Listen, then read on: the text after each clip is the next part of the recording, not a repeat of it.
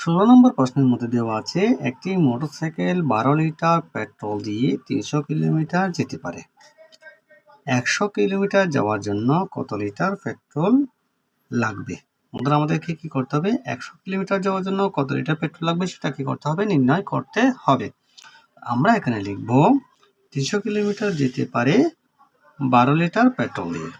আমরা লিখব 300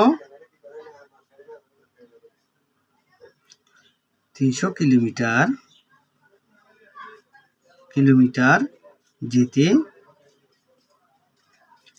যেতে পেট্রোল লাগে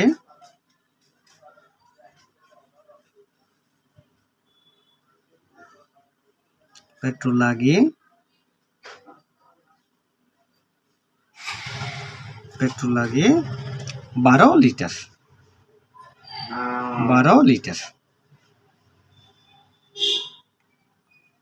আমরা এখন লিখব 1 কিলোমিটার যেতে পেট্রোল লাগে সমান 300 ভাগের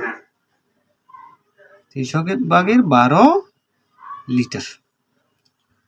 সুতরাং এখানে আমাদের প্রশ্নে বলছে 100 কিলোমিটার যাওয়ার জন্য কত লিটার পেট্রোল লাগে।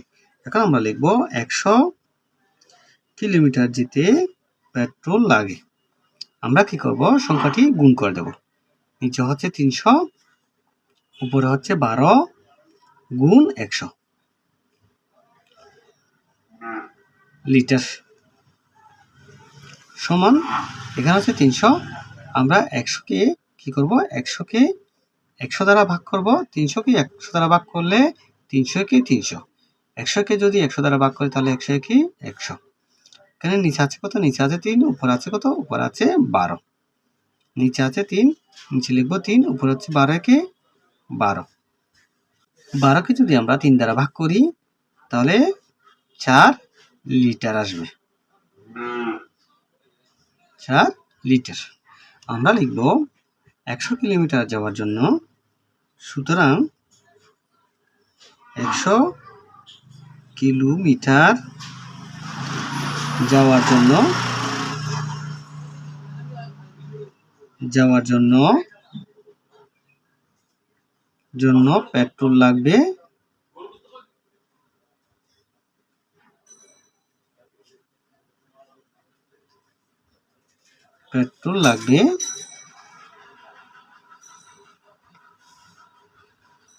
4 লিটার।